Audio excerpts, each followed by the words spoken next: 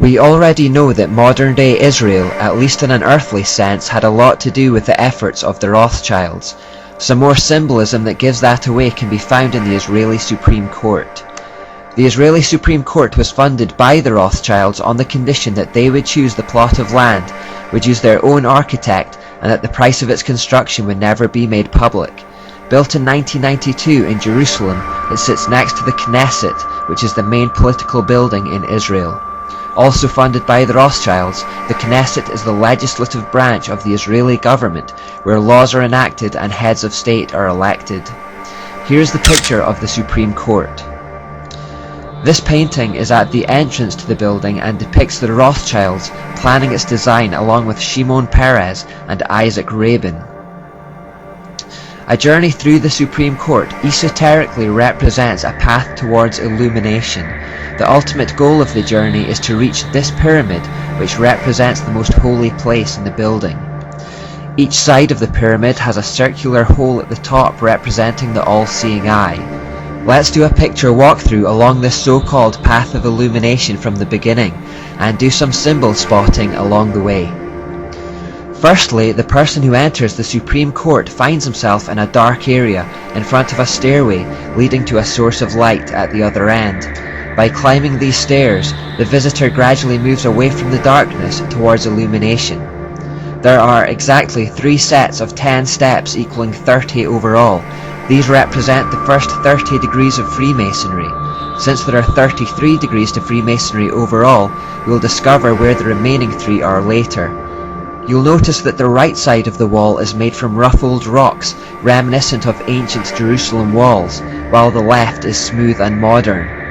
This represents the timeless nature of the occult teachings that have been transmitted from ancient Babylon to today, and is a repeated theme throughout the Supreme Court. Having climbed the steps, the visitor finds that he is on a high point with a great view over the rooftops of Jerusalem. We know that Satan wants to try and claim the high points in a region because he wants to be the most high, so no further explanation is required here. Embedded on the floor is a line which guides the traveller to the entrance of the library, which is placed right underneath the Great Pyramid. This is the path you walk to the holiest place, and of course the library itself represents knowledge. This picture is taken from the 2nd floor of that library. The library is actually divided into 3 levels, symbolically representing the final 3 degrees of Freemasonry. The first level is reserved for lawyers only. The second is reserved for judges only, and the books on the 3rd level can only be read by retired judges. This represents the movement through the degrees, acquiring higher and higher knowledge. The library functions like all occult hierarchies, where some information is the exclusive privilege of a select few. These are the 3 levels of the library. Right above the 3rd level, representing the final degree of Freemasonry, there is this view of the pyramid. This is where the Freemasonry ends and the elite Illuminati begins. Directly beneath the apex of the pyramid is this geometric floor pattern, with a crystal embedded in the floor at the centre. There are 6 squares representing the number of man, and each square of course has 4 sides, which is the number that represents the world.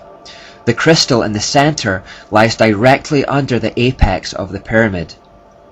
This is similar to the sun symbol embedded at the centre of the Capitol crypt in Washington, D.C. The entrances to the courtrooms themselves look like this.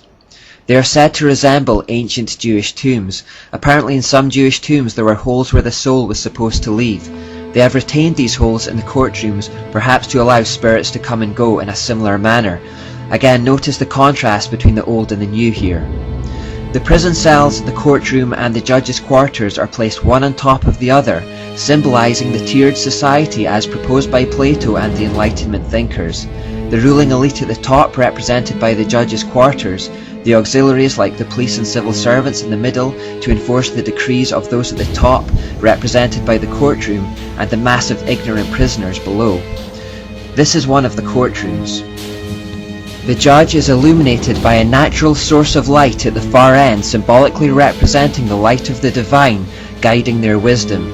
They retire to their quarters at the top tier to make a decision and then descend back to the courtroom below to bring their illuminating wisdom to the world. Now let's start making our way outside. No occult structure would be complete without the obligatory sexual symbols, and the steps outside the courtrooms provide this feature. Again, this needs little explanation. Once outside the building, we are then invited to visit the Dorothy Rothschild Grove. We find this plaque on the wall with the arrow. Alongside it, we also find this plaque, which also contains an all-seeing eye.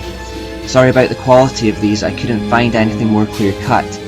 When we follow the arrow though to the Dorothy Rothschild Grove, we find this monument, which is obviously an obelisk, an Ashtoreth pole. If we then go to the centre of the parking facilities from here, we find this shape on the ground. Now, some people have suggested that this represents a cross so that people can trample on it as they descend down the steps. I don't personally buy into this theory. To me, it just looks like a sun symbol. All these things, again, are just evidence of the Rothschilds' occult influence.